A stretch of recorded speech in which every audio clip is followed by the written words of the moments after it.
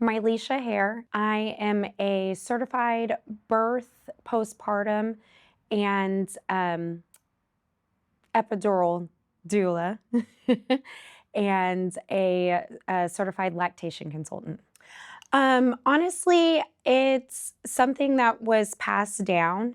My sisters, when they got pregnant, I just saw what my mom did, and I never knew that there was a position that you could actually get into in order to support birthing people, but I had the knowledge for it.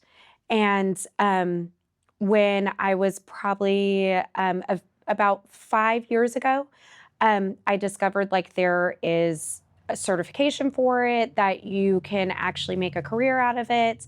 And so I dove into getting my certification and becoming a doula.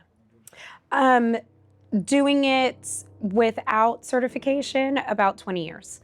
And then doing it with certification, I got my certification in 2020.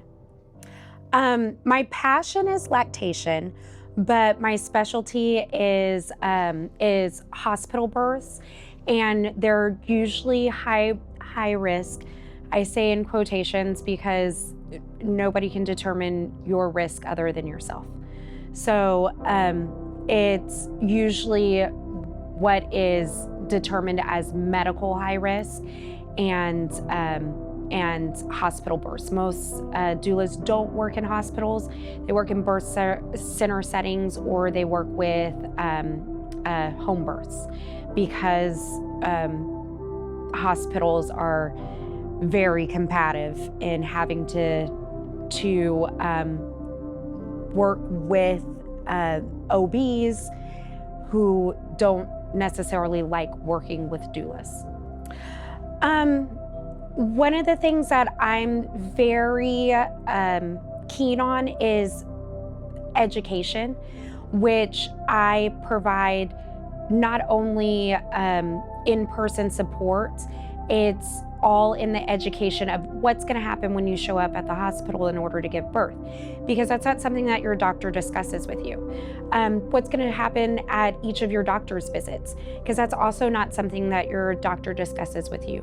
What your options are in those doctor's visits, because most doctors have a routine, and so that's to make sure that they don't miss anything, that everyone gets the exact same care, so they don't discuss options which are very common alternatives in order for you to specialize your care.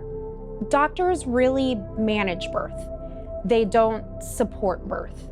So knowing that, you want to be able to support the birth that you envision having.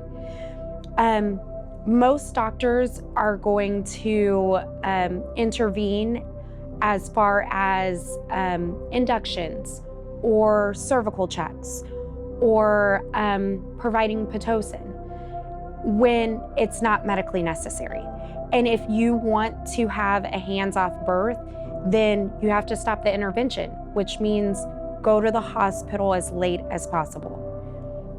So if you're not wanting a hands-on birth, then stay at home as long as possible. Only go to the hospital whenever you're ready to push. My motto is to walk in pushing. I want you to be able to walk into the hospital and almost have the baby in the hallway. So your OB is literally there just to catch the baby. You see the OB the last 15 minutes, and that's when you're pushing. So unless there's a medical reason that you need to go to the hospital, then there's not a medical reason that you need to labor in the hospital. Yeah, I think it's not talked about enough that doulas have a lot of secondhand trauma. And it's from we never speak for you, and we're never going to determine your medical path forward, but we are always going to give you your options. And there's a lot of kickback when we speak up and say, hey, how about we turn off the Pitocin, would you like to do that? Or how about you get up and walk around, would you like to do that?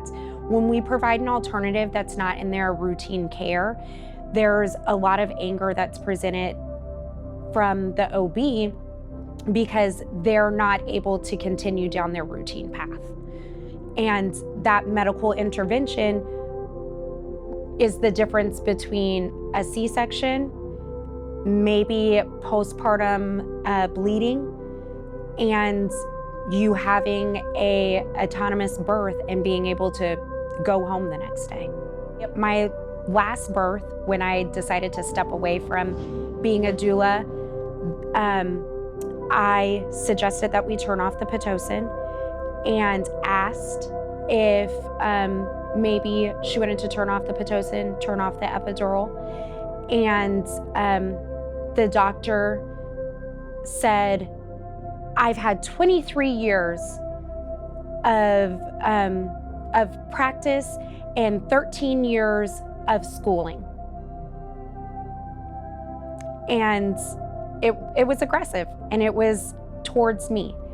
She made the decision to have an unnecessary C-section, and she actually had to wrench the baby out of her. And because the baby was already so far down in the vaginal canal, you could actually see baby's hair. She just needed more time. And that's not something that OBs are willing to give. They're on a schedule.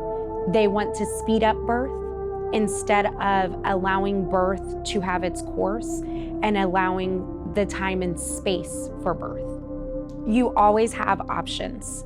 And just because your OB or your provider is not comfortable with an option doesn't mean that it's not an option that you are allowed to have.